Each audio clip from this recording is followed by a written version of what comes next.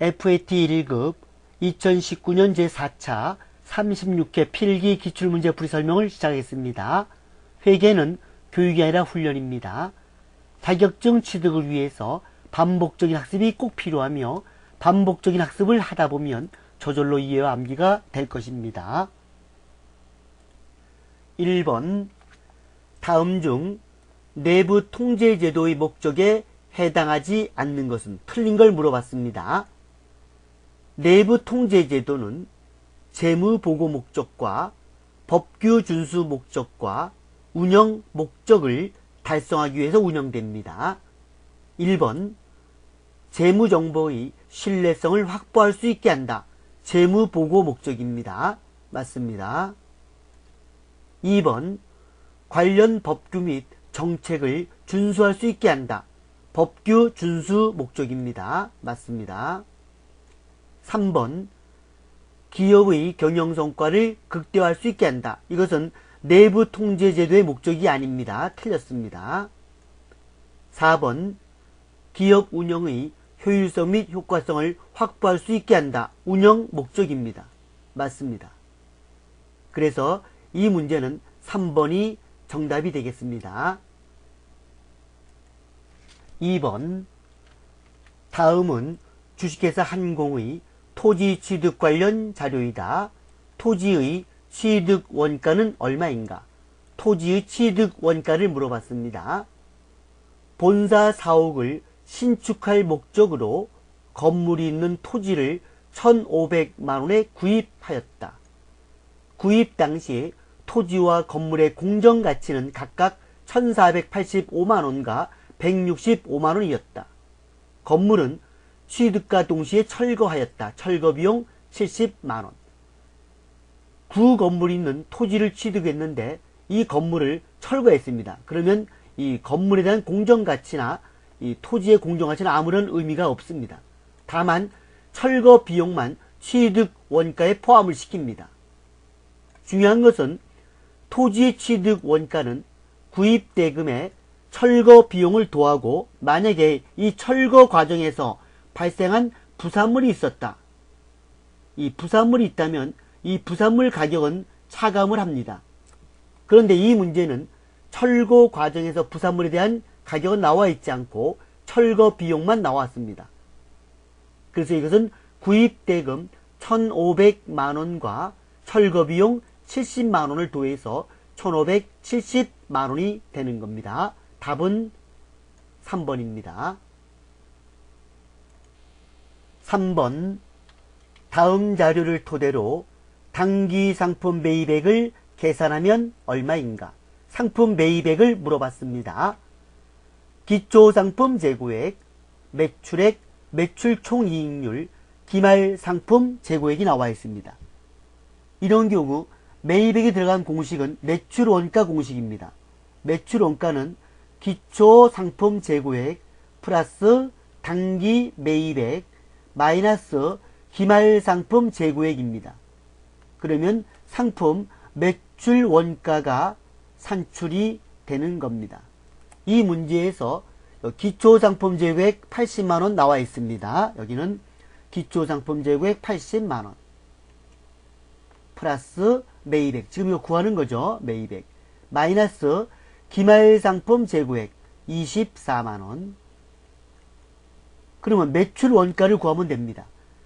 매출액이 200만원이고 매출 총이익률이 40%입니다. 그러니까 매출 총이익은 80만원입니다. 200만원 곱하기 40% 하면 매출 총이익이 80만원이면 200만원짜리를 팔고 80만원이 벌었으면 120만원이 매출 원가입니다. 또는 40%가 매출 총이익률이니까 매출 원가는 60%입니다. 매출 원가는 60%. 6이 매출 원가 120만원이 되겠습니다. 그러면 매입액을 구할 수가 있죠. 이 80만원은 차감이 되고 마이너스 80만원이 되고 24만원은 플러스 24만원. 이렇게 하게 되면 64만원이 나옵니다. 이 64만원이 바로 매입액이 되겠습니다. 답은 4번입니다. 4번 다음 중 당기순이익을 증가시키는 결산정리사항이 아닌 것은? 당기순이익을 증가시키는 결산정리사항이 아닌 걸 물어봤습니다. 1번 전액 비용으로 처리한 보험료 중 선급분을 계상한다. 이 말은 당기에 지급한 보험료 중에서 내년도분, 미경과분을 말합니다. 이런 경우는 차변에 선급보험료 또는 선급비용이라는 자산이 증가하고 대변엔 보험료라는 비용이 감소합니다.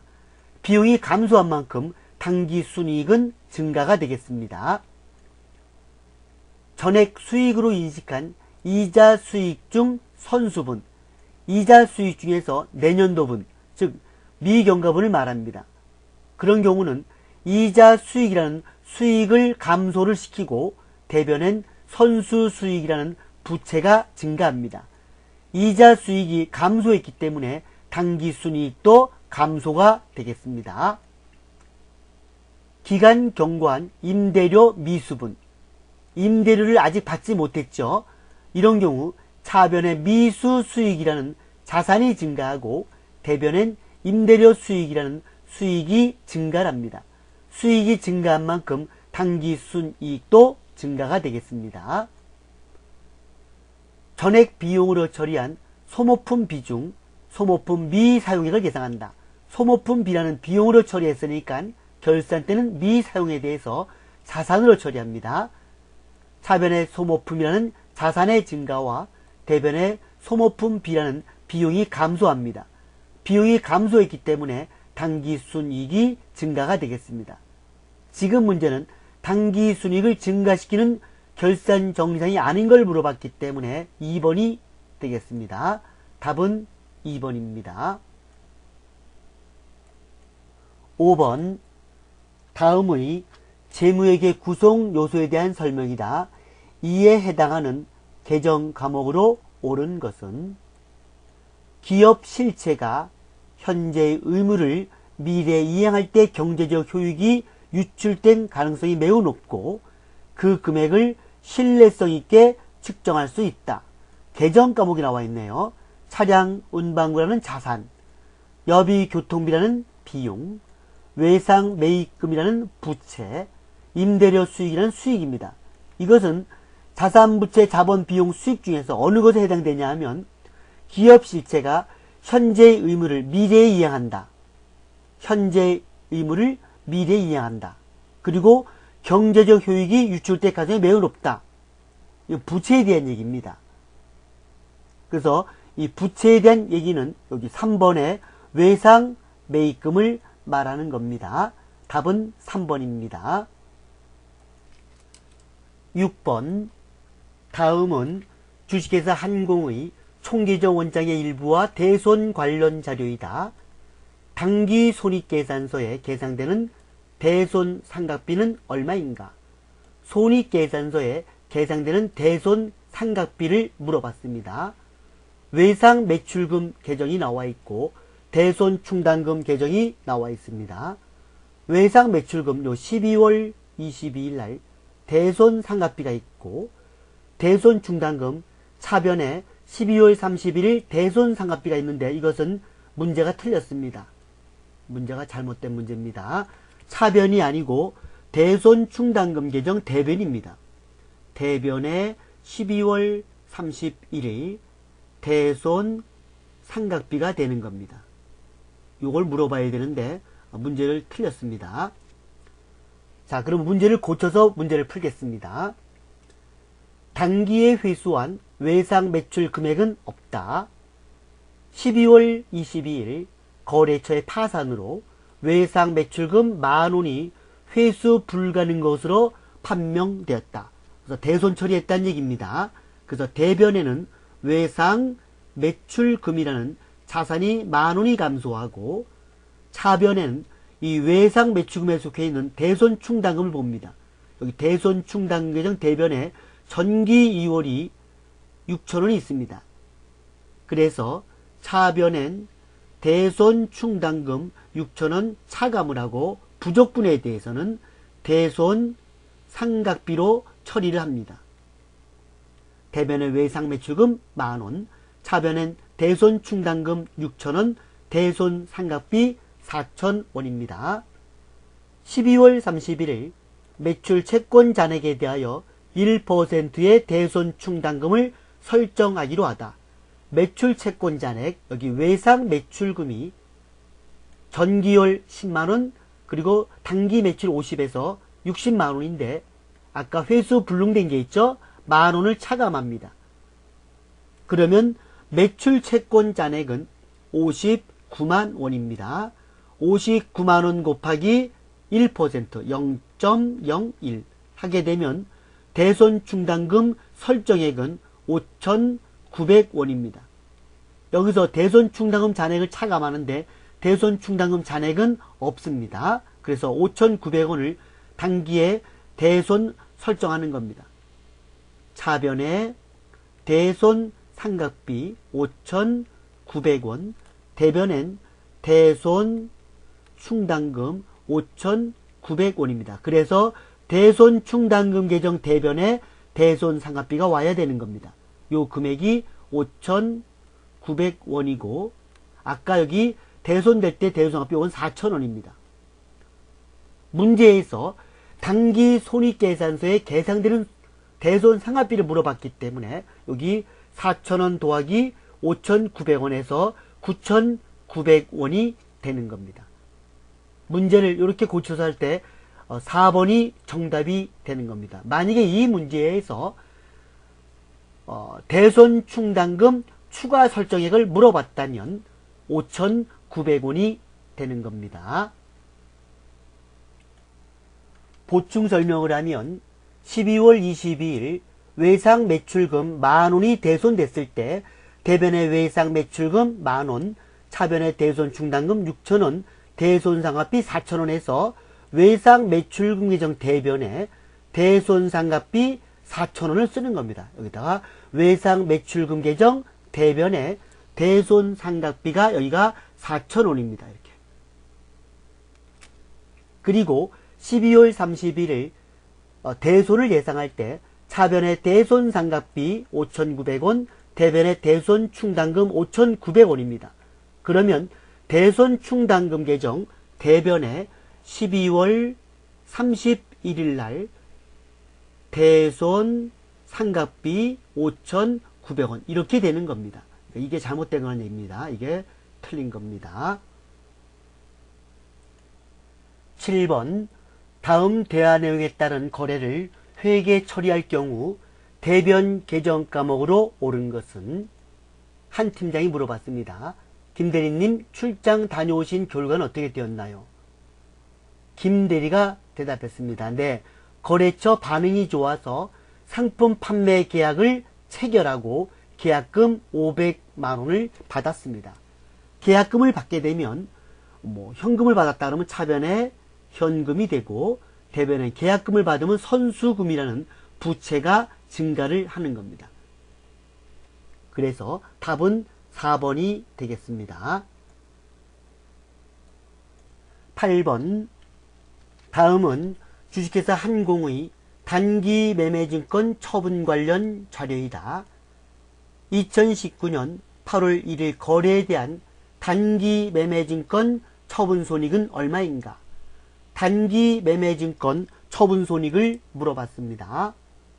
2019년 5월 1일 주식회사 공인의 주식 1000주를 1주당 500원에 취득하고 매입 수수료 5,000원을 포함하여 50만 5천원을 지급하다. 1000주 곱하기 500원이면 50만원입니다. 단기 매매증권을 취득할 때는 이 수수료는 K랩에서는 수수료 비용으로 처리하고 더존에서는 지급 수수료로 처리를 하는 겁니다. 그러면 5월 1일 분계가 어떻게 되냐 하면 차변의 단기 매매 증권은 1000주 곱하기 500 해서 50만원입니다.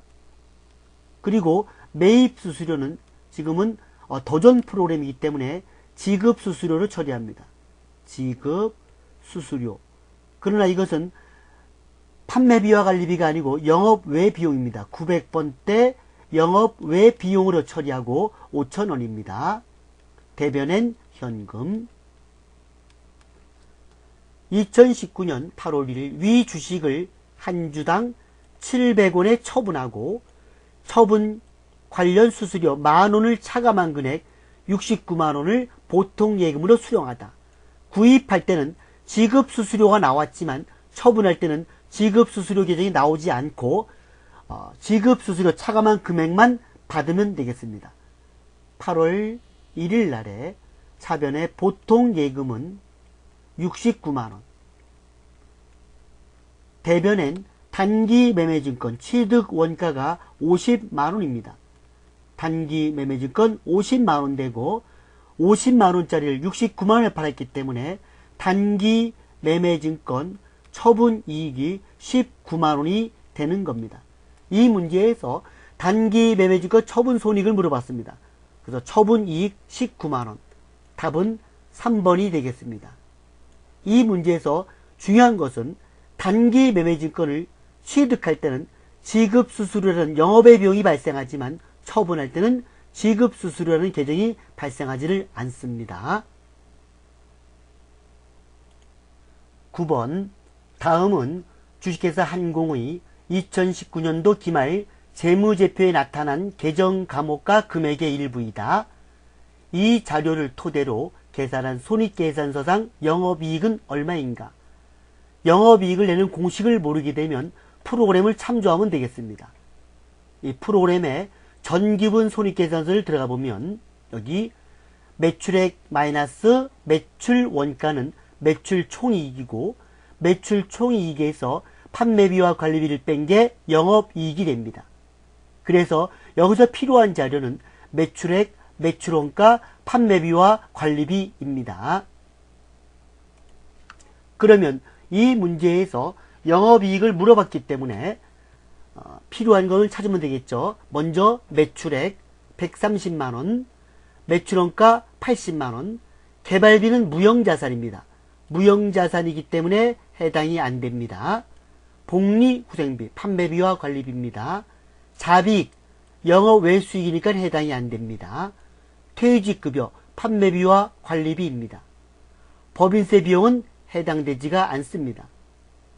그러면 이 문제에서는 매출액에서 매출 원가를 빼면 매출 총이익이 나오고 이 매출 총이익에서 복리후생비와 퇴직급여를 차감하면 되겠습니다. 그래서 총괄적으로 매출액 130만원 마이너스 매출원가 80만원 마이너스 또 복리후생비 10만원 마이너스 퇴직급여 8만원 마이너스 하면 영업이익이 산출됩니다. 32만원. 답은 4번입니다. 이 문제에서도 좀 애매한 계정 과목이 있으면 프로그램에 계정 과목 및 조교 등록을 클릭하면 되겠습니다. 지금은 판매관리비입니다. 판매관리비 클릭하면 판매관리비는 800번대입니다. 800번대. 오른쪽 마우스 클릭해서 찾기. 여기에서 아까 개발비가 애매했습니다. 그래서 개발비 하고 찾기를 이렇게 하게 되면 200번대입니다. 판매관리비는 800번대죠. 그래서 요 개발비는 판매관리비가 아니고 무형자산에 해당이 되는 겁니다. 개발비에 대한 보충 설명을 하면 프로그램에서 계정감호 및 조교 등록을 클릭합니다. 판매관리비는 800번대입니다. 800번대, 801번부터가 판매관리비인데 개발비가 궁금하면 오른쪽 마우스에서 찾기 하고 여기다가 개발비를 씁니다. 개발비 하고 엔터를 치면 239번입니다. 그래서 239번은 무형자산에 해당이 되는 겁니다. 그런데 경상연구개발비라는 게 있습니다. 여기에 경상연구개발비 엔터. 이것은 판매관리비에 해당됩니다. 500번대도 있고 그리고 또 800번대 보세요. 찾기 하면 여기에 700번대 있고 그 다음에 또 800번대가 있습니다. 경상연구개발비가 공장에서 발생하면 523번이고 영업부 본사에서 발생하면 823번 판매관리비로 처리가 되는 겁니다. 지금은 개발비이기 때문에 무형자산인 겁니다. 10번 다음은 주식회사 한공의 기계장치 관련 자료이다. 2019년 6월 30일에 기록될 유형자산 처분 손익은 얼마인가? 유형자산 처분 손익을 물어봤습니다. 2018년 12월 31일 취득원가 50만원이고 감가상각 누계액은 20만원입니다. 2019년 6월 30일 날 23만원에 처분했습니다. 정액법으로 생각을 하는데 내용연수는 5년이고 잔존가치는 없고 월할 상각하라. 이 월할 상각하라 말은 뭐냐 하면 2018년 12월 31일까지는 감가상각이 됐는데 2019년 1월 1일부터 2019년 6월 30일까지의 감가상각비를 계산하라 이런 말입니다. 이 문제는. 그래서 6월 30일 날 분개를 하게 되면 6월 30일 대변엔 기계장치가 감소합니다. 기계장치 취득원가 50만원 그리고 감가상각 누계액이 있습니다. 감가상각 누계액이 20만원입니다.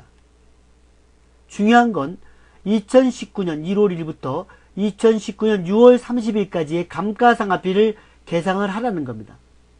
차변의 감가상각비 금액도 우리가 계산하라 했죠. 정액법.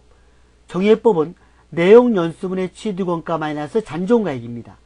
내용연수 5년 취득원가 50만원 마이너스 잔존가액은 없다 그랬으니까 0 하게 되면 10만원입니다. 10만원. 1년에 10만원.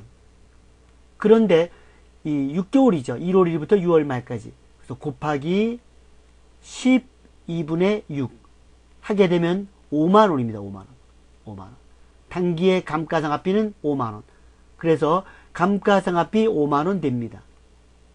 그러면 기계장치 50만원이고 감가상각 누계액 20만원이고 감가상각비가 5만원. 그러면 25만원짜리입니다.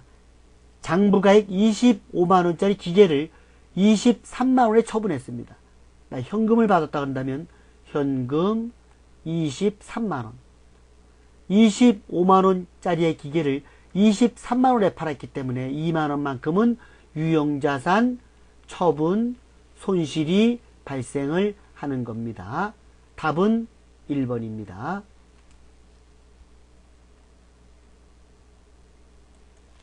11번 다음 중 부가가치세 납세 의무에 대해 바르게 설명하고 있는 사람은 부가가치세 납세 의무는 재화의 공급을 받거나 용역을 공급받거나 재화를 외국에서 수입을 하거나 이런 경우에는 부가가치세 납세 의무가 있습니다. 그래서 이 납세 의무자는 사업자로서 과세사업자, 면세사업자, 그리고 개인, 또한 국가 및 지방자치단체 모두가 부가가치세 납세 의무가 있습니다. 먼저 진수는 면세사업자도 부가가치세 납세 의무가 있다. 면세사업자 납세 의무가 있습니다. 맞습니다. 수연이는 사업자 등록을 하지 않으면 부가가치세 납세 의무가 없다. 사업자 등록을 하지 않아도 부가가치세 납세 의무는 있습니다. 틀렸습니다. 재화를 수입하는 사람도 부가가치세 납세 의무가 있다. 여기 재화의 수입 있죠? 맞습니다. 민혁이. 세진이는 국가나 지방자치단체는 부가가치세 납세 의무가 없다. 모두에게 납세 의무가 있습니다. 답은 민혁이하고 진수입니다. 그런데 정답에는 지금 민혁이만 되어 있죠. 이 진수가 면세사업자도 부가가치세 납부 의무가 있다. 이러면 틀립니다. 면세사업자는 부가가치세법상 사업자가 아니기 때문에 부가세 납부 의무가 없어요. 납부 의무가 없을 뿐이지 납세 의무는 있습니다. 그래서 제 생각에는 진수도 맞는 말을 한 걸로 알고 있습니다. 12번 다음 거래를 토대로 주식회사 한공의 부가가치세법상 과세거래 금액을 계산하면 얼마인가? 단 부가가치세를 포함하지 않는 금액이다. 과세거래 금액을 물어봤습니다. 조세 물납, 이것은 재화의 공급이 아닙니다. 상가의 임대료 1000만원, 담보 제공, 이것도 역시 과세거래가 아닙니다. 제품의 공급가액 1100만원. 그래서 부가세 포함하지 않는 금액, 과세거래 금액 1000만원과 1100만원 도해서 2100만원이 정답입니다. 답은 1번입니다. 재화의 공급을 보충 설명을 하겠습니다. 재화의 공급에는 두 가지가 있는데 실질 공급과 간주 공급이 있습니다. 실질 공급은 부가세를 받고 재화를 인도하는 경우고, 간주 공급은 부가세를 받지 않았음에도 불구하고 공급으로 처리하는 경우입니다. 그 간주 공급의 종류에는 자가 공급, 개인적 공급, 사업상 증여, 폐업 시 잔존 재화입니다. 여기 보면 재화의 공급으로 보지 않는 것, 하치장 반출, 창고입니다.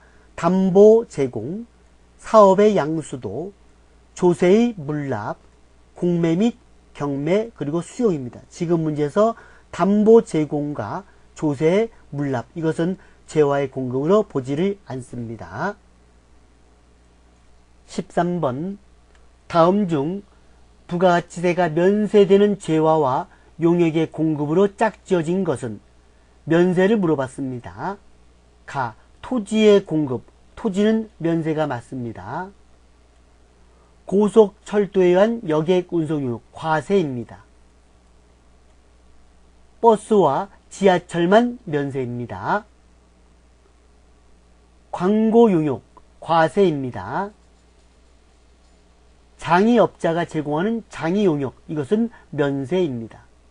그래서 답은 가와 라 4번이 되겠습니다. 14번 다음 중 부가가치세법상 세금계산서 발급 의무 면제 사유가 아닌 것은? 세금계산서 발급 의무 면제 사유가 아닌 것, 이 말은 뭐냐면 세금계산서를 꼭 발행해야 되는 경우를 말합니다. 1번 국외에서 용역을 제공하는 경우, 이런 경우는 세금계산서 발행을 안 합니다. 내국 신용장에 의해 수출업자에게 재화를 공급하는 경우, 영세 매출입니다. 영세 매출일 때는 세금계산서를 발행을 합니다. 음식업을 영위하는 간이가세자가 음식 용역을 제공하는 경우, 간이가세자 세금계산서 발행하지 않습니다. 항공기에 의하여 외국 항행 용역을 제공하는 경우, 이 항공기에 의한 것도 세금계산서 발급하지 않습니다. 답은 2번 영세 매출인 경우는 세금계산서를 교부해야 됩니다. 15번 다음 자료를 토대로 주식회사 한공의 2019년 제2기 예정신고 시 부가가치세 과세표준을 계산하면 얼마인가? 부가가치세 과세표준을 물어봤습니다. 7월 14일 판매 장려용으로 증정한 상품을 증정했네요. 이런 경우는 간주 공급으로서 시가를 기준으로 삼습니다. 간주 공급, 시가를 기준으로 삼습니다. 8월 11일 사업용 화물자동차를 매각했는데 50만원에 매각했습니다. 여기에 대해서 과세 표준은 50만원입니다. 9월 5일 연체이자를 받았는데 10만원 받았습니다. 이것은 과세 표준이 아닙니다. 여기 보면 공급에 대한 대가의 지급이 지체되었기 때문에 연체이자를 받는다. 이 연체이자는 과세 표준에 포함시키지를 않습니다. 그래서 100만원과 50만원 더해서 150만원. 4번이 정답이 되겠습니다. 이상으로 제36회 FAT 1급 필기 기출문제 풀이설명을 마치겠습니다.